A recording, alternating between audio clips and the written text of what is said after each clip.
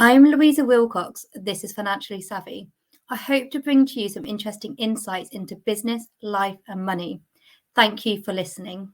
Hi, and welcome back to Financially Savvy. So, a bit of an update, I suppose, and I wanted to talk to you today about budgeting because I feel that's really important, especially with everything that's going on in the world and the base rate of the Bank of England going up. And also, I read a news article a couple of days ago that said that by Christmas, they actually reckon that electricity prices are going to go up again.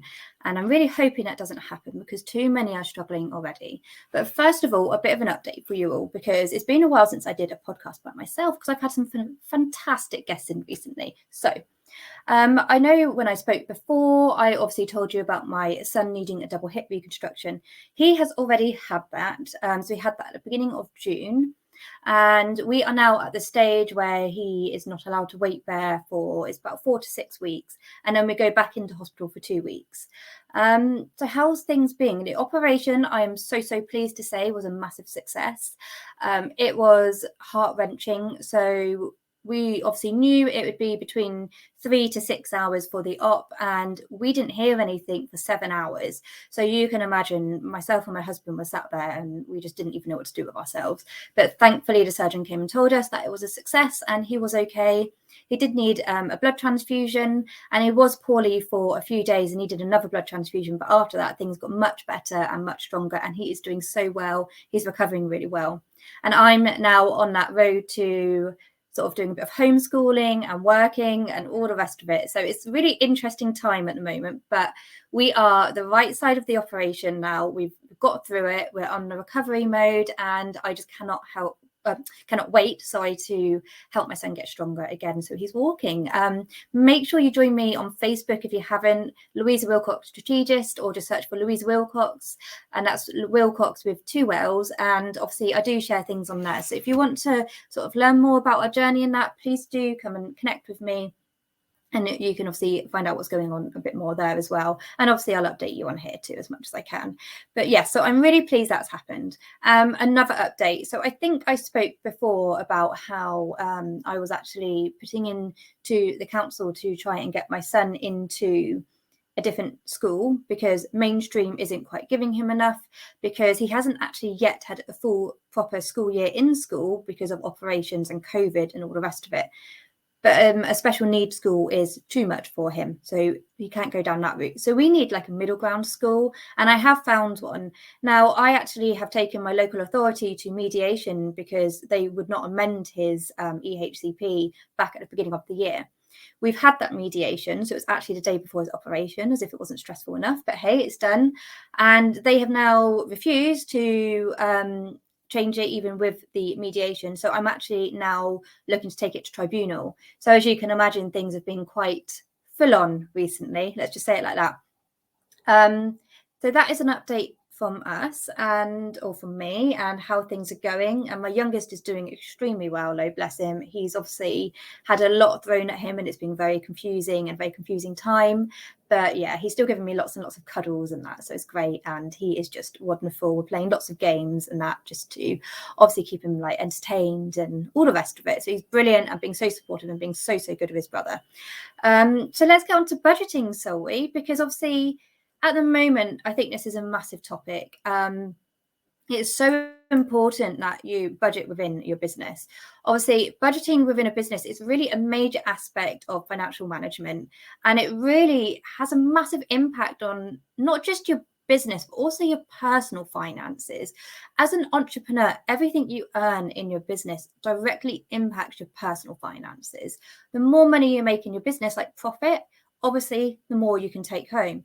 If you're a limited business, obviously you will put like a payroll, a wage through, but if you're making a higher profit, you could take more dividends. And a budget really involves the process of planning, allocating, and controlling your financial resources to make sure you've actually achieved your goal. But one important thing to know about budgeting is not just about numbers. It really is a tool for gaining awareness. It's for setting priorities, knowing how your money is working for you and making sure it's working in a way for you that's working too. It's also empowering you to achieve financial freedom and independence as well. And I think it is so important that we achieve that, especially as entrepreneurs. When you go through budgeting, it's really important to actually look and realize the benefits it can give you to control your finances as a whole. It's not a diet plan. It's not meant to be restrictive, but it is meant to tell you or show you where your money's going, how it's working for you, and how you can use it as well. There are things we all obviously have to pay for that we don't really want to. We do have the typical direct debits of that. Unless you go off grid, you don't really have a choice in some of them. And that unfortunately is the reality of it. But we can still have a look at where we're spending it. You might not need all of those TV contracts, for example, or the different direct debits and that. So really make sure and have a look into how your personal budget, where that's all going, and the same for your business.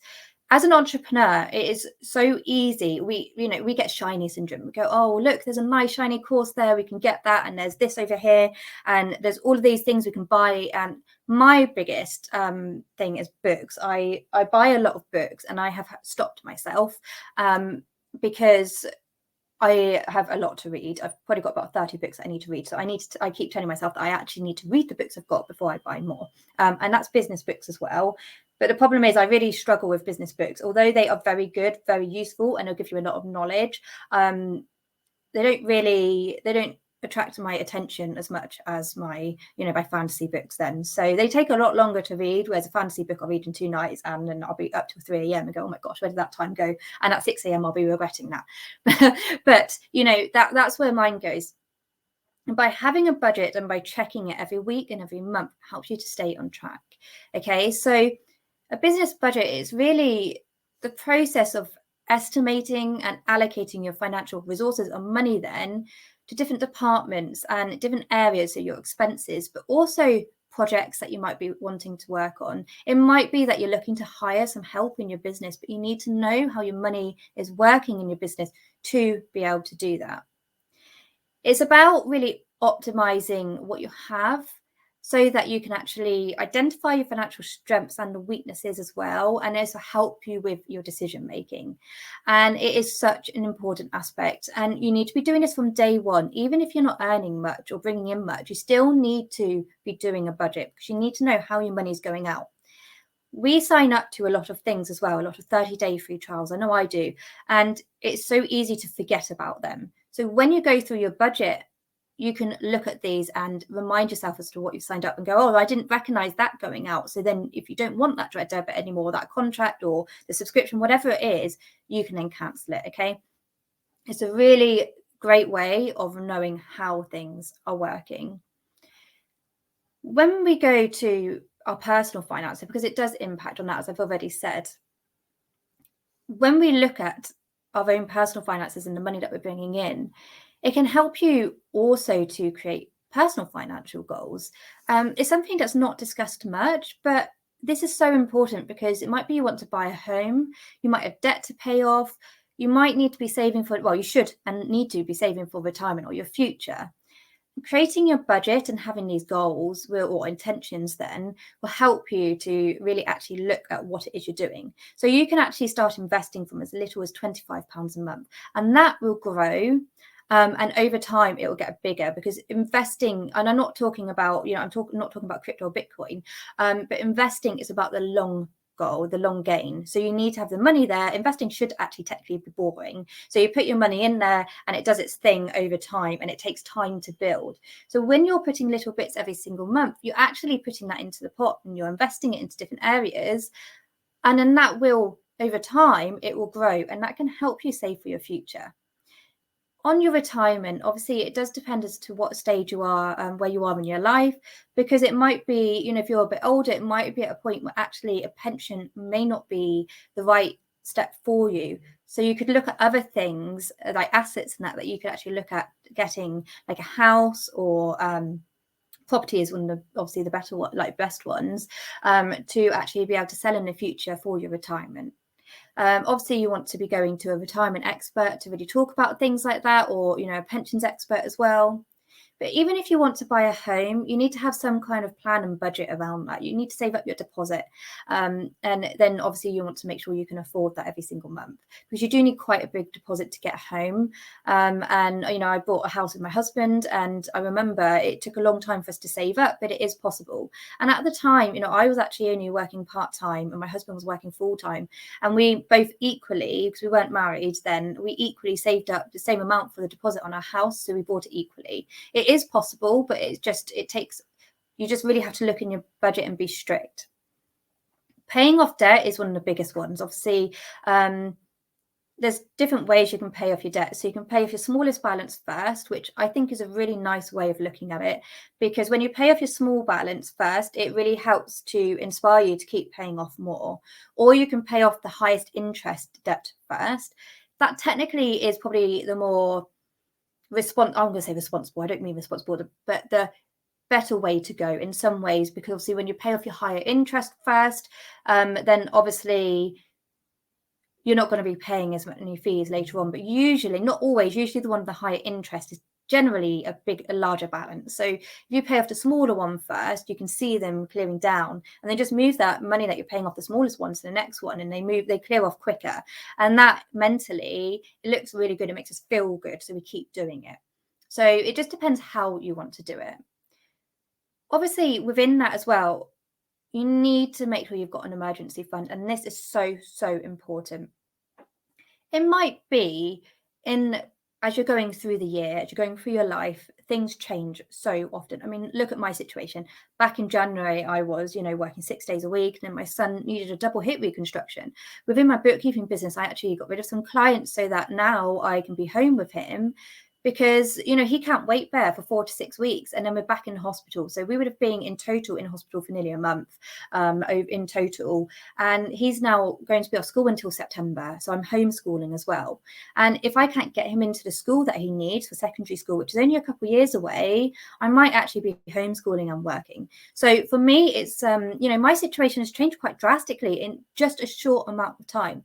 So it's so important you have an emergency fund, because it might be that you decide you don't want to be doing what you're doing, you want to make changes. Or it might be that your boiler breaks, or your car needs 4 new tyres. We don't know what's going to happen. And emergencies do come up, things change. So what an emergency fund does is it gives you the financial independence, and it gives you the ability to be able to make these changes and to be able to make these decisions that you want within your life. It's about flexibility and financial control. So do have an emergency fund. It will take time to build up, but it's so, so important. Obviously, it's going to give you some expense control as well, or your bills, so you can see where things are going and if you're overspending in any areas. And the financial security is obviously the biggest aspect of it, which I've already spoken about. The importance of budgeting, you know, it's about the decision making. This is why I talk about looking at your personal aspirations. Then what are your intentions? What do you want? Because that really impacts your business decisions too. Because when you're doing your business, again, as I've said a couple of times, it directly impacts your personal life. And how you want to live your life is going to determine how you run your business. And if you want to be going on to the Caribbean next year, you need to make sure that you can save up for that within your budget. It might be that you want to buy a camper van so you can travel and do all of that stuff. So again, make sure you budget, because these are going to be the things that really help you to optimize and actually allocate your money so that you're doing that. And obviously make sure you are putting some money back again for your future. So you're planning for your growth within your business as well. It's great to actually make sure you've got some there, so you can, if you know that you want to do a little bit of personal development, you can get a course or something on that. Because obviously we do need personal development when we're growing our business, because things change and we change, and we do need to expand our knowledge and understanding as we go along to be able to help our clients. I'm always doing things to expand my knowledge and make changes and alterations to the way I think, because then it helps you when you work with me. So it's so important that we do this. But planning for growth, it allows you to really plan for your future. It helps you to actually identify options for investments and development. And you know, it might be that an opportunity comes up where you can invest in another business. And when personally, it could be that an opportunity comes up that you can invest in a house or a business, another business as well. You just don't know what's going to happen. So just check it and make sure that you have all of that planned. But I do want to just talk a little bit about what to do when you go off that budget. We are all human, and it's so important that you realize it's okay. We don't have to be strict. We do need to be careful. We need to make sure we are keeping an eye on our budget and we're checking it and we are on track. But life happens, things happen, and it is okay if you go off that plan. It's okay if you go off that budget. Please do not beat yourself up about it. It doesn't matter. Okay, don't get those mind monkeys telling us that, oh, we've gone off the budget, we're a failure, we're never going to get back on it. You will. And if you really do have to dip into a credit card whilst you're building up your emergency plan, it's not ideal. But again, that is life. Just make sure you're not missing your payments, your minimum payments, and make sure you're paying it off. Redo your budget so you're including that payment on there. Things happen, and I can't tell you the amount of times where I've been in the past where I've been trying to save up an emergency fund and my car's broken down. At the beginning of the year, we had to buy a new car for my husband. That was like, it's thousands of pounds that I didn't really want to have to pay out. But we needed to. We needed another family car where we could fit a wheelchair in it. I was the only one with a car that the wheelchair fit in. But when I went away for with work in that, it wasn't ideal for my husband, and he only had a little car, and he had a micro. And with my oldest son getting bigger, he's getting taller. He wasn't really fitting in the back anymore, and we couldn't get the equipment in it, so it wasn't ideal. We needed a new car. I didn't want to have to spend that money out, but we needed it. But because I had planned and saved, we were able to actually buy that car outright and not take a loan or a credit card.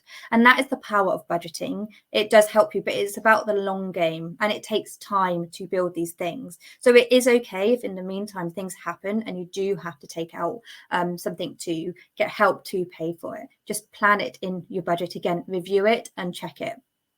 Not just that. Okay, so again, it's going back to January, February. My husband went away on a course to do with work, and I was really ill for about 3 or 4 days, and I was by myself with the children. And I will be quite honest with you, I could not be bothered to cook. I didn't have the energy. I bought takeaways for 3 days. Okay, I shouldn't even admit that. It's really naughty, not healthy, but who cares? I tell you what, the pizza, it tasted amazing, so I don't care. But that was £100 I spent actually. That wasn't budgeted, and I shouldn't really have done it. And that was actually probably like 3 or 4 months worth of like treats then for us as a family. But I was actually quite poorly, and I really struggled to actually even get up off the sofa, but I had to continue. I'm a mum, I've got 2 businesses to run, and I'm not someone who would just sit there. So for me, that took the stress away from it. It meant my children were fed, it meant I was fed, and it made life easier. So I had to review my budget and reallocate money and things at the end of the week. But again, I don't regret the pizza because it did taste great. But I'm explaining this to you and telling you this because I think it's so important you realize that life happens and things do happen. Sometimes it could be, the dog has to go to the vets. That's why you make sure you've got your insurance. But before you can reclaim on that insurance, you have to pay the vet.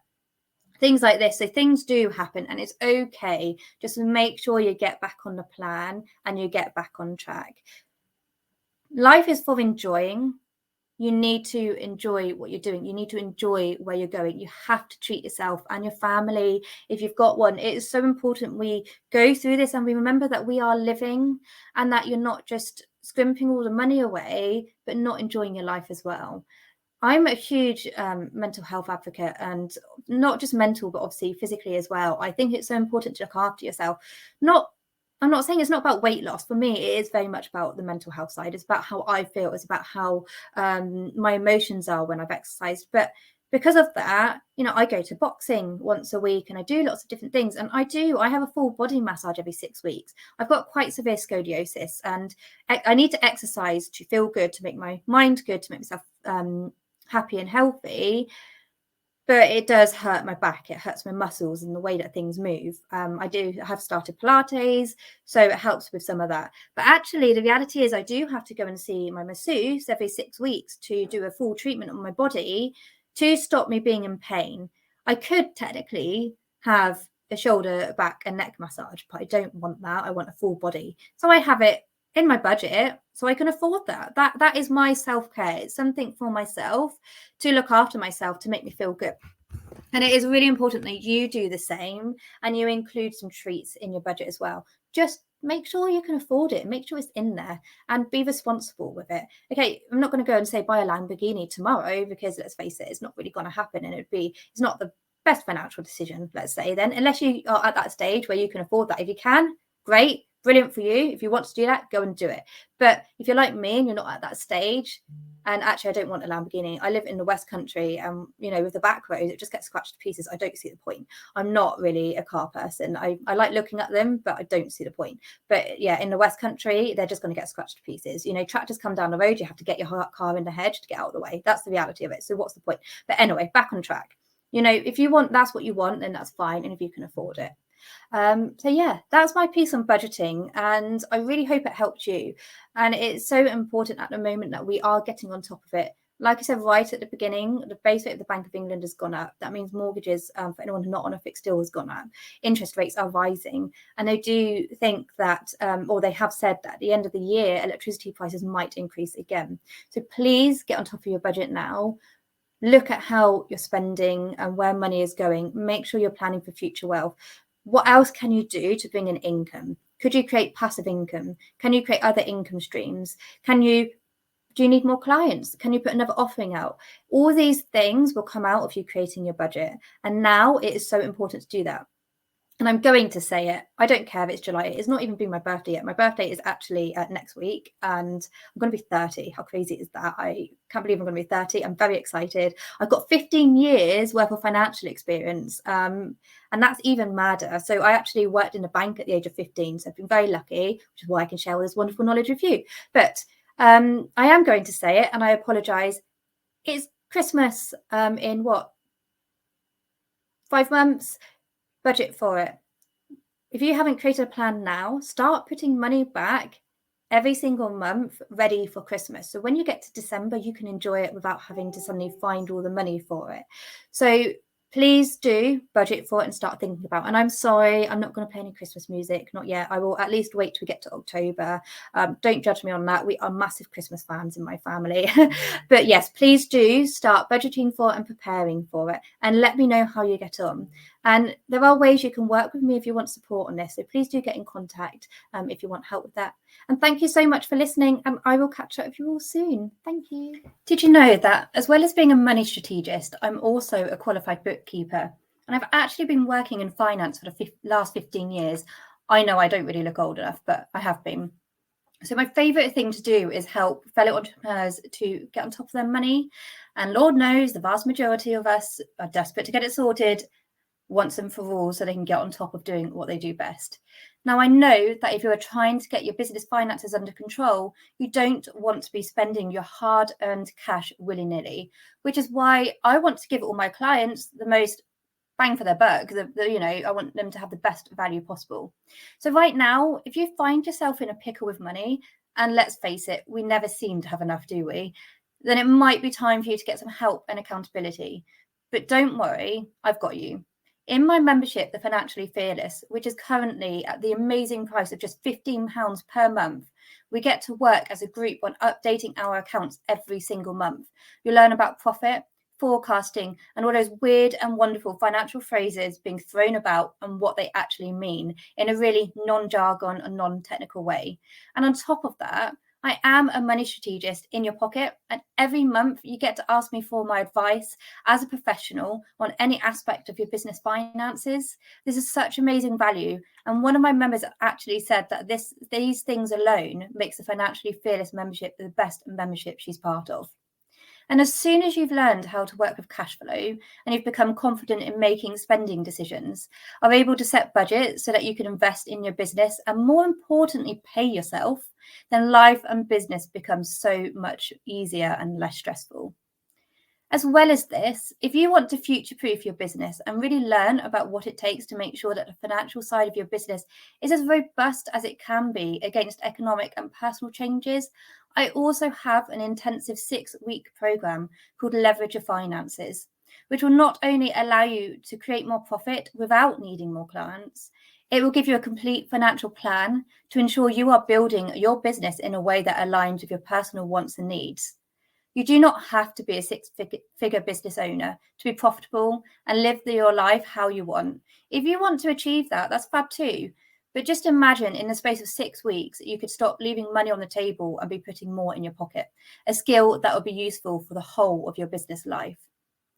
And finally, if you want to get into the nitty-gritty of your finances and have my eyes on your money with one-to-one support, I also offer individual coaching where we really work to take control of your financial future and enable you to master the art of money.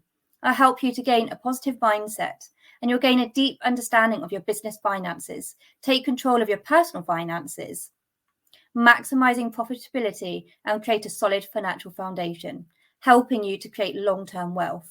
Well, that was a mouthful, but if you want to go down this route, be prepared to do what it takes, because getting financially savvy in your business takes real work, determination, and a sense of personal responsibility. So are you in? Contact me, please, to book a call.